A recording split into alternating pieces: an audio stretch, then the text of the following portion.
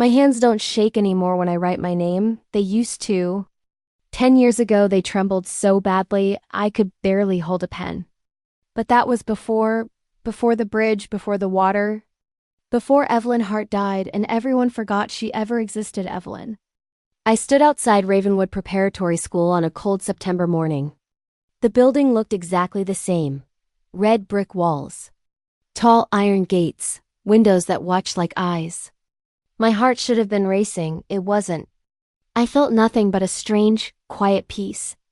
The autumn wind cut through my coat, but I didn't move. I just stared. Somewhere in my mind I was 17 again. Walking through those gates with books clutched to my chest. Trying to make myself invisible. Trying to survive just one more day. But I wasn't that girl anymore, Miss Avery. A student walked past me, smiling. "Are you the new counselor?" I turned to her with my gentlest smile. The one I practiced in the mirror for months. Warm, safe, trustworthy. "Yes, I'm Lena Avery and you are." "Sophia, welcome to Ravenwood." She seemed sweet. Innocent. Not like the others, not yet. I thought, give it time.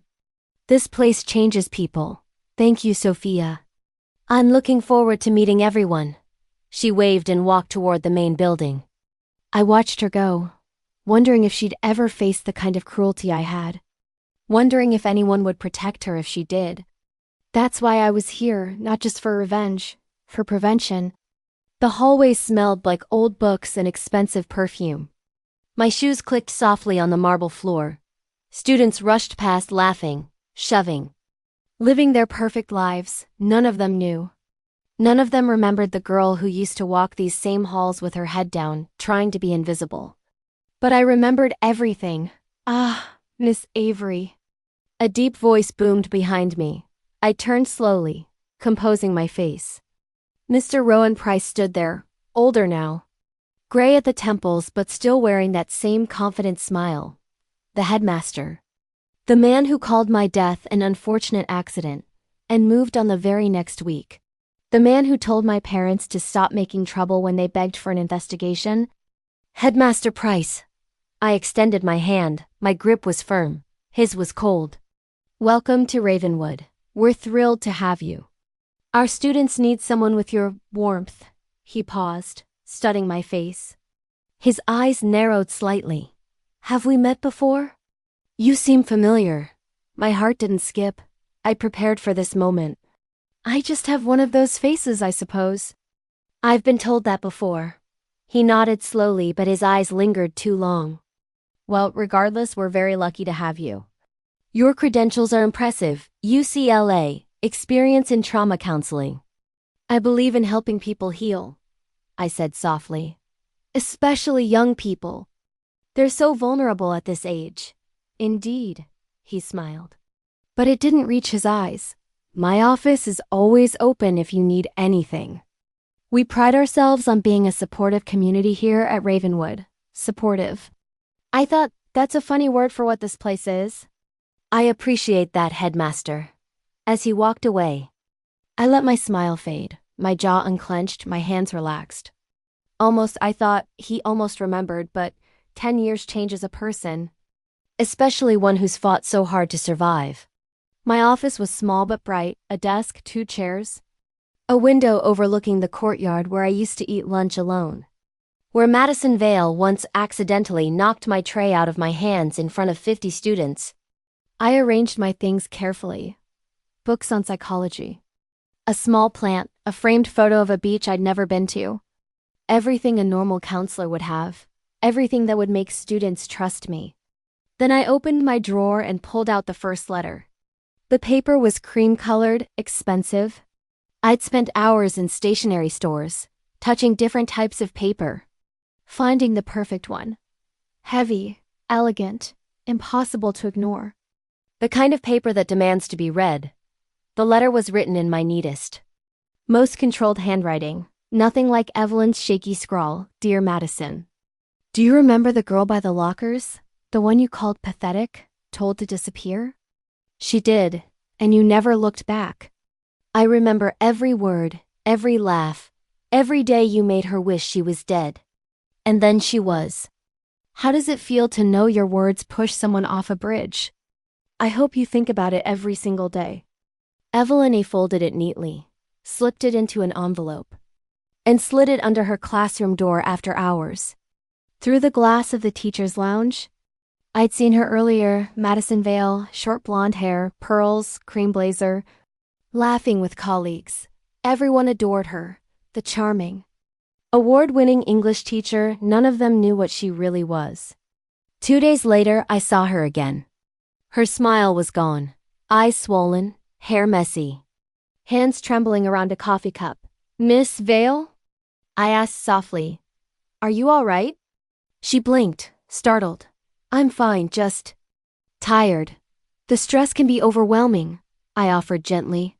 "I said I'm fine," she snapped, then forced a smile. "Sorry, thank you. Miss Avery." She walked away quickly, glancing over her shoulder. Flinching when a locker slammed, I watched her go. Calm and steady. She's scared, I thought. Good. Now she knows how it feels that afternoon. A student came to my office, Noah Winters, 16, quiet, always clutching a sketchbook covered in stickers. His art teacher had sent him. Said he seemed withdrawn. He sat down carefully, like he was afraid of breaking something. Or being broken. "Can I help you, Noah?" I asked. He hesitated. "I want to talk about something that happened before I came to Ravenwood. There was a girl, Evelyn Hart. They said she died in an accident. But my sister went here back then. She said it wasn't an accident, that everyone knew she was being bullied, and no one helped." My chest tightened, but I kept my tone calm. "That must be hard to carry." He nodded. "My sister told me because I was being bullied at my old school, she didn't want me to end up like Evelyn. She said silence kills." I leaned forward. "Are you being bullied here?" "No," he said softly, "but sometimes I wonder, if it happened again, would anyone do anything? Or would they just let another kid die?" The question lingered in the air, then, quietly, he asked, "Do you believe people can come back? Not like ghosts, but to make things right?" My pulse quickened. "What makes you ask that?" He shrugged. "Just a thought. My sister says justice always finds a way." "I believe that too," I said. He studied me for a long moment, eyes older than his age. "Thanks." Miss Avery, when he left, silence filled the room. My heart was pounding. He knows something. I thought, he's watching me. But being careful was never my strength. Survival was, and survival always demanded risk. Chloe Mercer was harder to reach, senior year, student council president. Debate captain, Princeton bound, perfect grades. Perfect smile, perfect life. Her locker was plastered with glossy photos, modeling shoots, charity galas, dream vacations on Instagram. 50,000 followers adored her for posting about self-love and mental health. The irony made me sick. 10 years ago, Chloe's mother was a teacher here. And Chloe was a freshman shadowing Madison Vale, desperate to be noticed. I still remembered her laughter when Madison poured milk on my homework, her phone raised to capture it. The video she posted with the caption, "When you're too dumb to do your own homework." It went viral before I could report it. Everyone laughed, everyone moved on. Now Chloe preached kindness, ran anti-bullying campaigns, wrote essays about empathy, but never said her name, never once said Evelyn Hart, so I made sure she'd remember Tuesday afternoon. During her volleyball practice, I slipped into the locker room. The air smelled of sweat and perfume. Her designer bag, initials in gold, sat by the bench. I slid the letter into the side pocket. "Dear Chloe, you were so young. Maybe you thought it was just fun, just jokes. But she drowned because of people like you, because her pain became your entertainment. You speak about kindness now, but you never mentioned her name. Evelyn Hart. Does that name keep you awake?" Evelyn the next day. Chloe barged into my office without knocking, pale and trembling. "Someone's threatening me," she gasped, shoving the letter at me. They know things. From years ago, I kept my expression calm. "Have you told your parents?" "The headmaster?" "No. They'll ask questions." I can't tell them what I did. Her voice cracked. I was just a kid. How could anyone know? The past never really goes away, I said softly. It just waits. That's not fair.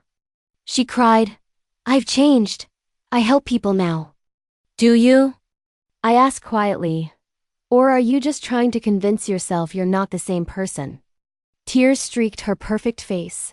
I talk about bullying all the time, but you never say her name. The words slipped out before I could stop them. Evelyn Hart. Her eyes went wide. How do you? I froze, pulse racing. That's what the letter says, isn't it? She grabbed the paper and backed away. Who are you? I'm your counselor, I said evenly. I'm here to help. Stay away from me, she whispered. Then ran out, the door swinging behind her. Silence. My hands gripped the desk. That was a mistake, I thought. I let her see too much. But I was close now, so close to making them all remember. And I couldn't stop, not after coming this far. Noah came back 3 days later. He didn't knock this time. Just walked in during my lunch break, set his sketchbook on my desk, and said quietly, I need to show you something. He opened it to a drawing, a girl standing on a bridge. Wind in her hair, looking down at dark water. The moon glimmered on the ripples below. The detail was haunting. And the girl had my face, Evelyn's face. I drew this last year, he said. Before I knew about Evelyn Hart, it just came to me, like I'd seen it before. I stared at the page. My pulse racing. My sister told me about her later. Showed me old yearbook photos. He flipped to another sketch. My yearbook photo. Redrawn in pencil. She looked like you, same eyes, same way of standing. Like she was trying to disappear. Noah, why are you here, Miss Avery? His tone was soft, but steady. Really here? I should have laughed it off, denied everything, but instead I asked, what do you want from me? The truth, he said. Did they kill her? The teachers, the students. Did they push her off that bridge? I turned to the window outside. Laughter echoed. Students playing, unburdened by ghosts. They didn't push her off the bridge, I whispered, but they pushed her to it. Every word, every laugh, every silence. They made her believe she was nothing, until she had nowhere left to go. And now she's back, he said quietly. I faced him. Hypothetically, he smiled faintly. Sad? Knowing.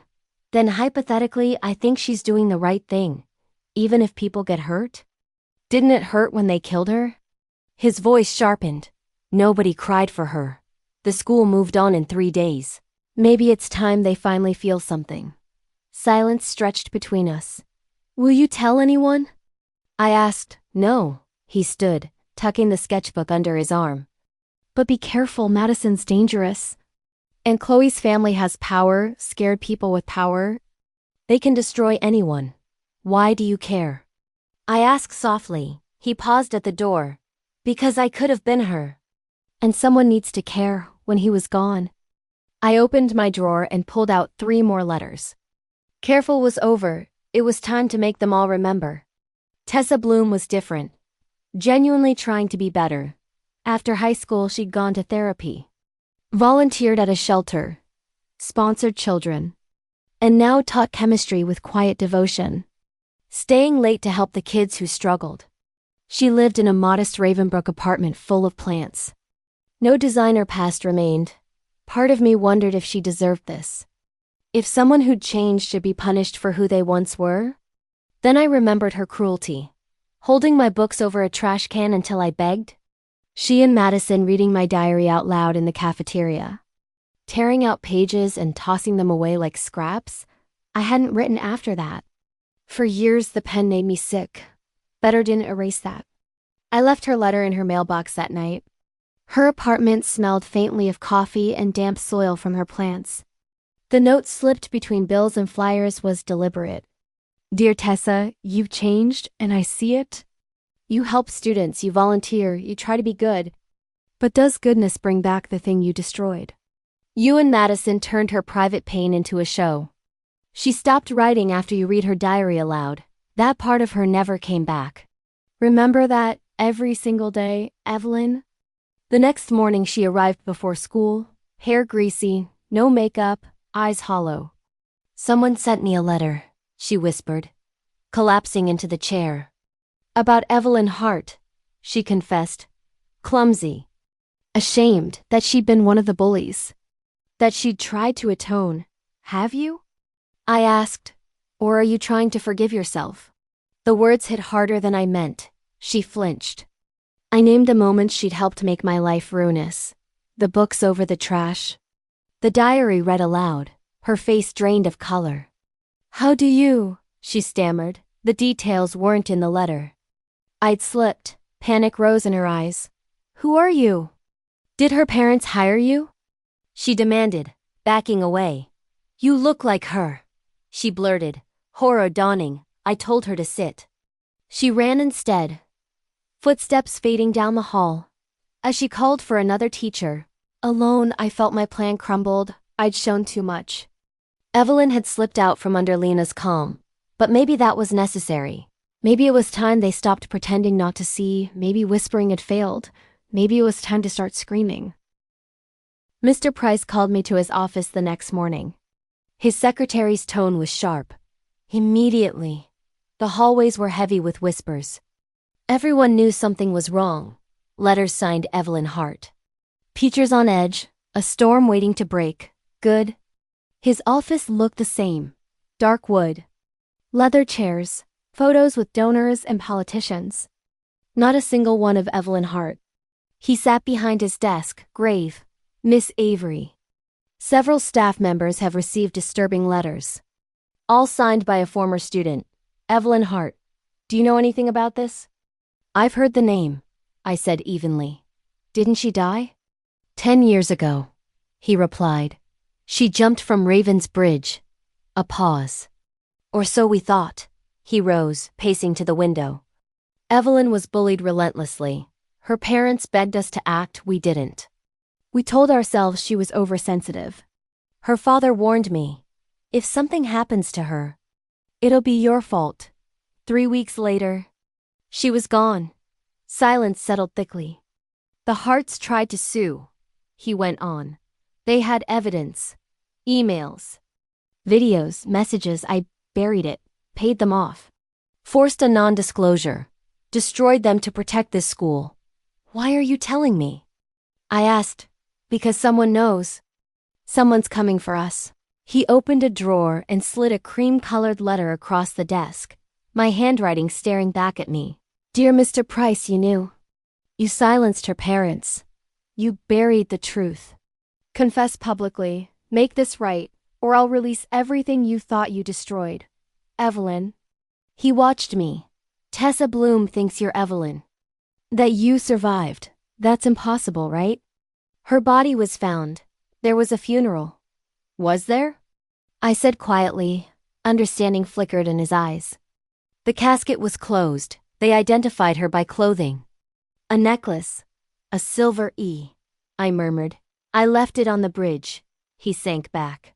"My God, I jumped," I said calmly. The water was freezing. I wanted to die, but something in me refused. I swam downstream, crawled out half dead, and walked until I found a highway. Boston took me in. I disappeared. I met his eyes. "Until now. Your parents. Buried in empty casket," I said. "I let them believe I was dead. I couldn't face them. Couldn't face what I'd done. But I got help, therapy, medication, time, and eventually, I realized something." Mr. Price's voice was barely a whisper. "What?" "I didn't want to die. I wanted them to feel what they made me feel. I wanted justice." I wiped my eyes, steadying myself. So I became a counselor. Changed my name, my look, new hair. Contacts instead of glasses. I became Lena Avery. And I came back. He stared at me. "To destroy us." "No," I said quietly. "To make you see. To force you to acknowledge what you did. To change this place before someone else drowns the way I did. They'll destroy you too," he warned. "The Vale family alone has enough lawyers to." "I don't care." I met his eyes. I already died once. I have nothing left to lose. Evelyn, my name is Evelyn Hart. The words came out strong. Certain, the first time I'd said them in 10 years. And I'm not hiding anymore. Silence filled the room. Outside, the bell rang. Laughter and footsteps echoing down the halls. Life moving on as if nothing had changed. Finally, he asked, "What do you want from me?" "I want the truth," I said. "All of it. Publicly. I want real policies, teacher training, a memorial for the ones this school failed. I want no one else to ever feel that hopeless again. And if I don't?" I pulled a flash drive from my pocket, placing it on his desk. "Then every news station in Massachusetts gets this. The emails, the evidence, everything you buried. The world will know what Ravenwood did." He turned the drive over in his trembling hands. "You have until Friday," I said. Standing. "Assembly's at 10. I'll be there." Watching. As I reached the door, his voice broke behind me. "Evelyn, I'm sorry, I know it's not enough." "But I am." I looked back at him, calm, resolute. "Then prove it." Friday morning arrived with cold rain, perfect weather for confessions. At 10, the entire school packed into the auditorium. Students whispered, unaware. Teachers sat stiff in the back rows. Knowing what was coming, I stood at the very back. Where I could see everything, Noah found me there, sketchbook in hand. "Thank you," I whispered. "For what?" "For seeing me the real me," he smiled softly. "That's what artists do." Mr. Price stepped onto the stage. Behind him sat Madison Vale, Tessa Bloom, and the teachers from 10 years ago. Pale, trembling, the room fell silent. "10 years ago," he began, voice unsteady. "A student here died, Evelyn Hart. We called it an accident, but it wasn't. It was murder by 1,000 cuts." Gasps rippled through the crowd. "She was tormented, in class, online, everywhere. And we, the adults, did nothing. Her parents begged us for help. We ignored them." His voice hardened. "We told ourselves she was too sensitive. But it wasn't normal. It was cruelty, and we let it happen." Chloe Mercer's face crumpled in the crowd. Madison was crying. "When she died," he continued, "we buried the truth, paid her parents to stay silent, protected our donors' children. We chose reputation over a life." The silence was heavy. Some students crying. Others frozen. Then Mr. Price looked at me. "But Evelyn Hart didn't die that night. She survived." Every head turned. I stepped forward, heart pounding. Down the aisle through parting students, Noah squeezed my hand once before letting go. I climbed the stage and faced them all. "My name is Evelyn Hart," I said. My voice steady, echoing through the room. 10 years ago, I was bullied here until I jumped off Ravensbridge. But I lived and I came back, as Lena Avery, to make you remember. To make this school face what it's ignored for years. A girl in the front row raised her hand timidly. "Are we in trouble?" "We weren't even here then." "No," I said gently. "You're the reason I came back, because this school still lets it happen. And it has to stop." Another student stood. "I'm being bullied." Then another. "My friend is too." Another. People spread rumors about me, one by one. They stood, voices trembling but brave, filling the air with truth. Tears blurred my vision, for the first time. The silence of Ravenwood broke. Mr. Price stepped forward, voice firm now.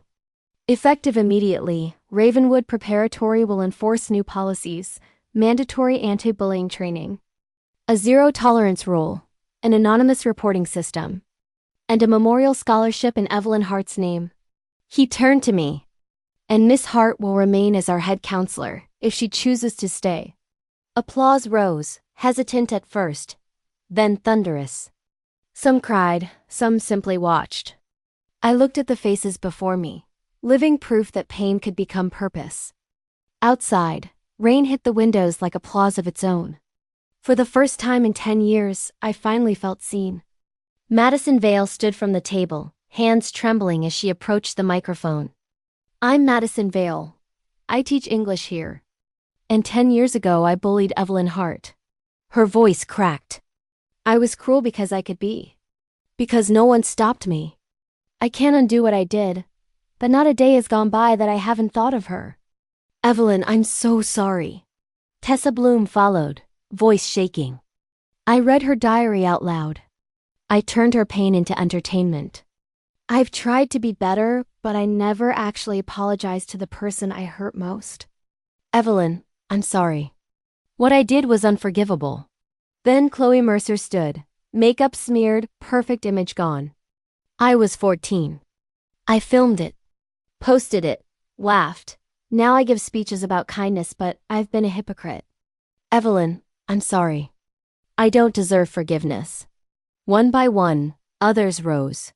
Teachers who'd ignored, students who joined in, even the janitor who'd once walked past my tears in the bathroom.